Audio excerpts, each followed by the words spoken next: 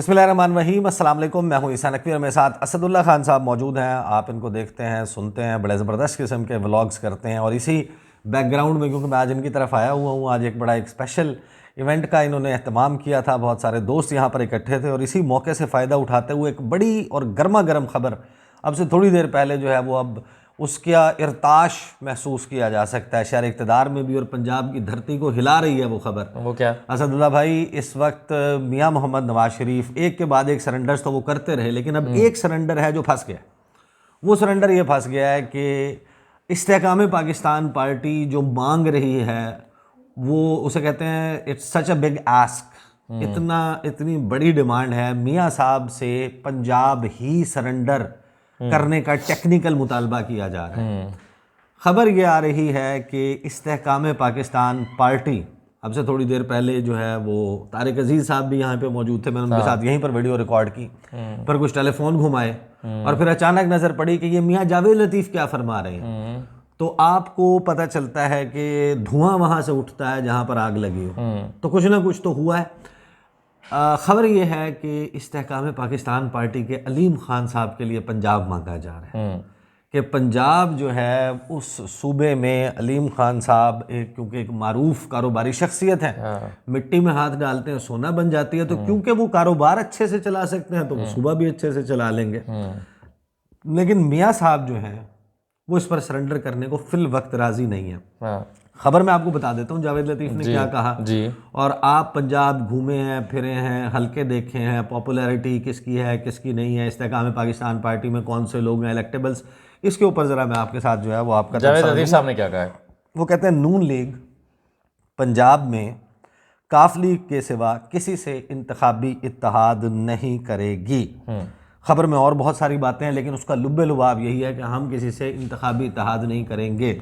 तो पहला तो सवाल ये है कि अगर इन्होंने इंतखाबी इत्तेहाद नहीं करना था तो असद भाई मियाँ साहब को ये कमेटियाँ बनाने की ज़रूरत क्यों पेश आई कि काफ लीग और नून लीग और इस्तेहकाम पाकिस्तान पार्टी अयाज सादिक की रिहाइश गाह पे सर जोड़ के बैठे हुए हैं, तो वो क्या बिरयानी बना रहे थे?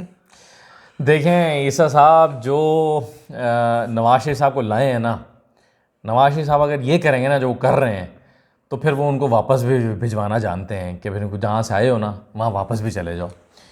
देखें, बहुत सारी चीज़ें लंदन में मामला तय पाए थे, बहुत सारी चीज़ें तय हुई थी तो नवाज शरीफ साहब वापस आए हैं। ऐसा नहीं था कि जाके किसी ने कहा कि नवाज शरीफ साहब मियाँ वापस आ, तेरी लोड़ पै गई है।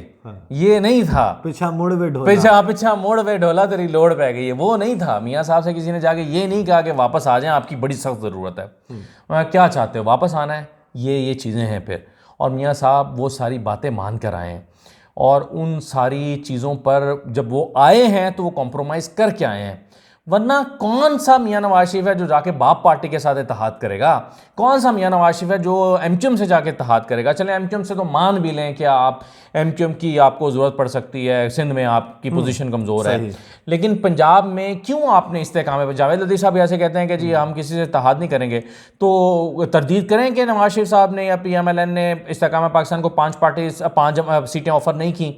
इसाक हकवानी, ओन चौधरी, नोमान लंगड़ियाल, अलीम खान और ख़ुद जहांगीर तरीन, ये 5 सीटें इन्होंने ऑफ़र नहीं की। क्यों 5 सीटें भी ऑफ़र की हैं? फिर किस दबाव में की हैं? दिल से तो नहीं कर सकते उनको ऑफ़र, तो क्या किसी के दबाव में अलीम खान को लाहौर की सीट दे रहे हैं? भाई लाहौर की सीट कौन छोड़ना चाहता है? क्या नवाज शरीफ साहब जो समझते हैं कि पंजाब में वो 125 सीटें जीत सकते हैं 141 में से, तो क्या वो लाहौर की सीट अलीम खान को देना चाहेंगे?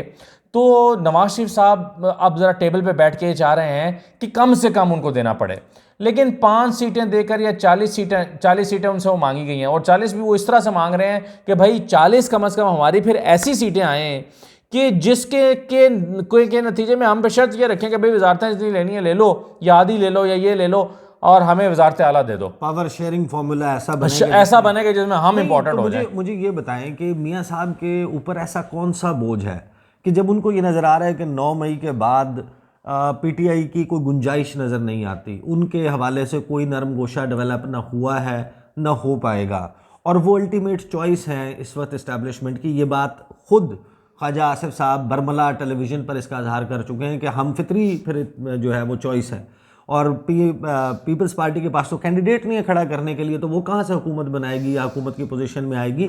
तो जाहिर है कि कोई ना कोई तो आपके ऊपर प्रेशर होता है, कोई बोझ होता है। मियाँ साहब के ऊपर ऐसा कौन सा बोझ है? बोझ क्या है, देखें मियाँ साहब के जो कंधे हैं ना वो अब थोड़े कमज़ोर हो गए हैं, और उनके कमज़ोर कंधों पे उनके छोटे भाई शहबाज शरीफ साहब की कारकर्दगी का लाशा है जो वो उठाए फिर रहे हैं। अच्छा, अब ये क्यों है, ये इस बात का खुद उनको भी पता है, शहबाज शरीफ साहब को भी, कि भाई मैंने परफॉर्म नहीं किया, तभी तो वो कहते रहेंगे मियाँ नवाज शरीफ साहब आएंगे तो वो अब तरक्की का सफ़र फिर से शुरू करेंगे। उसके अलावा उनके ऊपर कमज़ोर स्ट्रेटजी का बोझ है, अपनी कमज़ोर हिकमत अमली का, बयानिया से फिरने का बोझ है। इसके अलावा इमरान ख़ान की मकबूलियत का इफ़रीत जो है, यानी मकबूलियत उनके लिए इफ़रीत बन के उनके सर पर सवार हो गई है और उनको पता है कि उस वक्त उनकी पॉपुलैरिटी का आलम ग्राफ किस हद तक गिर चुका है।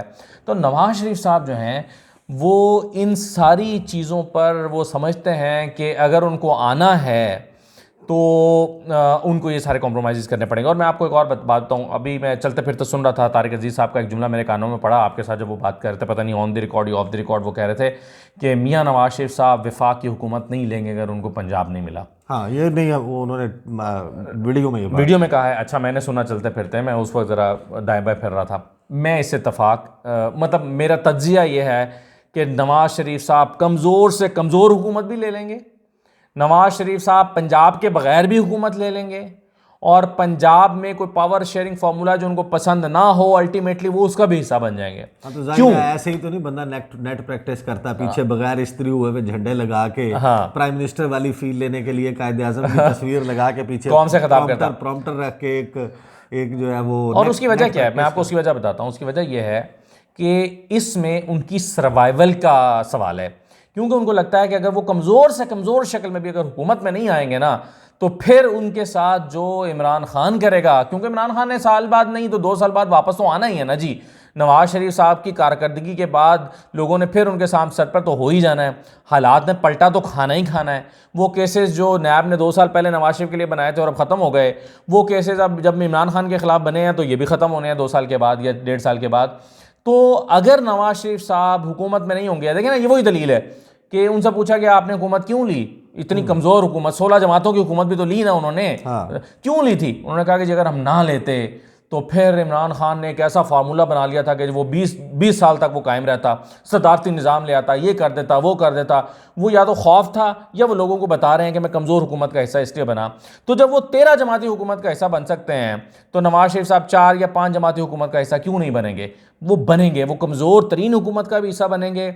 बग़ैर पंजाब के भी वफाक उनको मिलता हुआ तो नहीं छोड़ेंगे, पंजाब में किसी और को भी वजारत आला देना पड़ी तो देंगे। अभी वो पेपर के ऊपर बैठ के आप देखें ना वो क्या कर रहे हैं इन लोगों के साथ, वो ये कह रहे हैं कि जी हिसाब लूँगा मैं, इसी दबाव के नतीजे में कह रहे हैं ना मैं तुम्हारा हिसाब लूँगा। अलीम खान इनके साथ क्या कह रहे हैं, अलीम खान अपने समा पे शुरू हुए में जलसा फ्लॉप, नालायक जमात। तो ये जलालपुर जट्टा का जलसा जो है उसके ऊपर बस उन्होंने बैकग्राउंड में जो है वो कोई वो उस किस्म का म्यूजिक नहीं लगाया, बाकी तो उन्होंने जो कुछ किया है, जैसे रिपोर्ट किया है कि जलालपुर जट्टा के अवाम ने रिजेक्ट कर दिया, फ्लॉप जलसा, दरमियान में ही छोड़ गए, और उसकी फुटेज। अच्छा, दिलचस्प बात यह है कि असद भाई जो मरीम नवाज के जलसे को क्रिटिसाइज कर रहे हैं अलीम खान साहब, उनके अपनी जमात के जलसे आपने देखे? अच्छा नहीं, और इसमें एक दिलचस्प पहलू ये भी है कि देखें अलीम खान साहब जो हैं वो अगर ये ना भी कर रहे होते तो मरीम नवाज का जलसा सोशल मीडिया पे और बाकी जगहों पे तो वैसे एक्सपोज तो हो ही गया था। इसमें समा का पार्टिसिपेट करना उस तरह से नून लीग के लिए उतना डैमेजिंग नहीं है, लेकिन बेनकाब जरूर कर रहे हैं इनके रिलेशनशिप को। यानी आज देखें ना मरीम नवाज क्या कहते थे, अलीम भाई ये क्या, ये देखें ना मज़ा नहीं आया, आपने किया तो है लेकिन ज़रा इसको थोड़ा सा इसमें स्पाइस और डालें। उनका अच्छा जी मैं कराता हूँ, देखें ना वो दुनिया वालों ने कितना अच्छा किया, तो आप भी ज़रा थोड़ा सा ये करें ना। तो इस तरह की फरमाइशें करते नहीं। आज वो समा जो है ना वो पलट के खड़ा हो गया।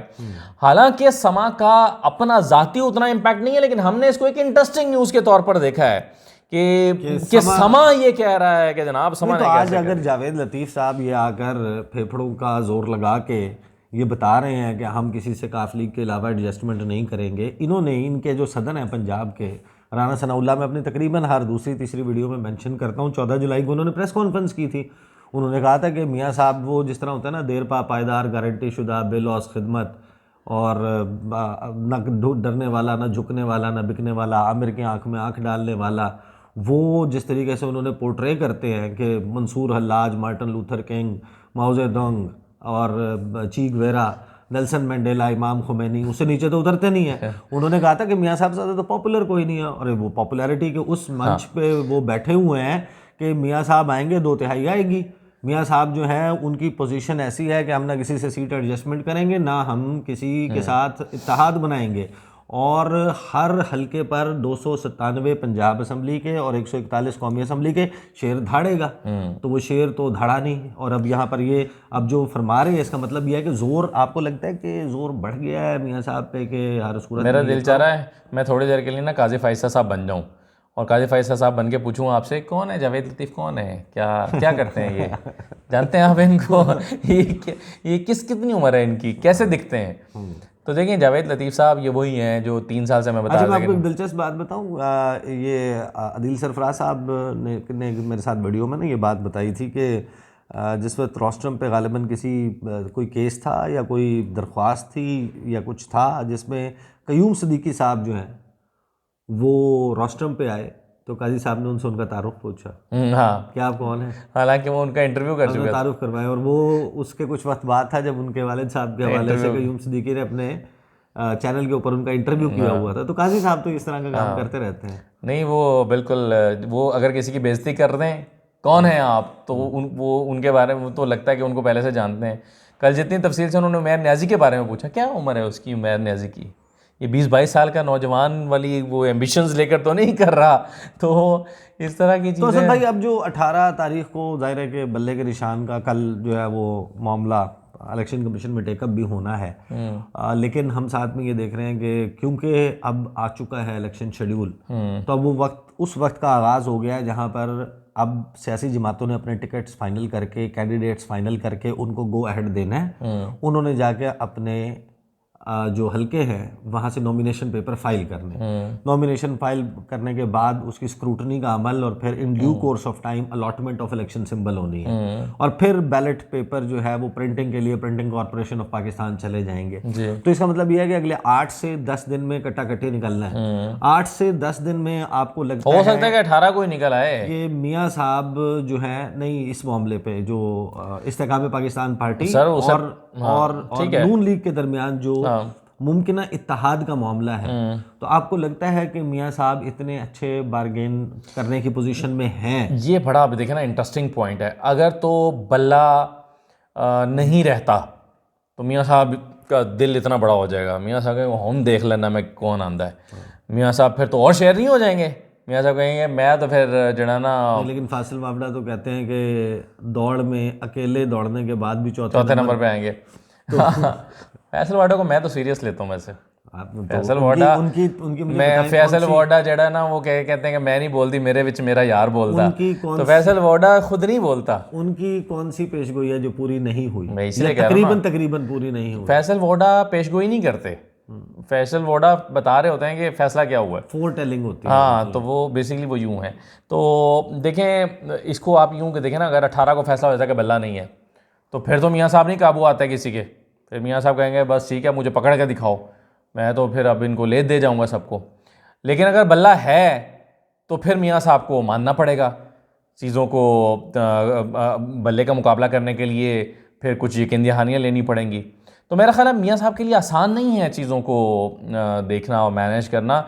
मियाँ साहब ने बहरहाल बैठना टेबल पे ही है, कुछ एंड में मारना उनको तरला ही पड़ेगा, जो कि उनकी सियासत का एक हिस्सा है। वो कहेंगे यार खुदा के लिए कुछ हमारा भी करें, बट ठीक है आप ठीक कह रहे हैं, सारा कुछ ठीक है, लेकिन इस तरह ना करें, फिर हमें तो यूं कर देता हूँ मैं, चलें आपको 5 नहीं तो 10 ले लें, 25 नहीं दे सकता, 12 दे सकता हूँ। कुछ ना कुछ बैठ के उनको टेबल पे तरला मार के मियाँ साहब को करना पड़ेगा, अदरवाइज फिर लंदन कौन सा दूर है। तो वेरी इंटरेस्टिंग सिचुएशन डेवलपिंग। और इसमें असदुल्ला खान साहब का तज्जिया ये है कि मियाँ मोहम्मद नवाज शरीफ के बूढ़े कांधों पर इस वक्त उनके छोटे भाई मियाँ मोहम्मद शहबाज शरीफ और उनके जो हवारी थे, हमनवा थे, उनकी कारकर्दगी का जो है वो लाशा मौजूद है, और वो बोझ उठाया नहीं जा रहा। और उस बोझ को बांटने के लिए, उस बोझ को कम करने के लिए उनके जो बयानिए की बोरी है, जो उनके स्ट्रॉन्ग पॉइंट्स की बोरियां हैं, वो उतार उतार कर नीचे रख रहे हैं। एक कंधे पर इस्तेकाम पाकिस्तान पार्टी को बिठा रहे हैं, कहीं पर बाप, कहीं पर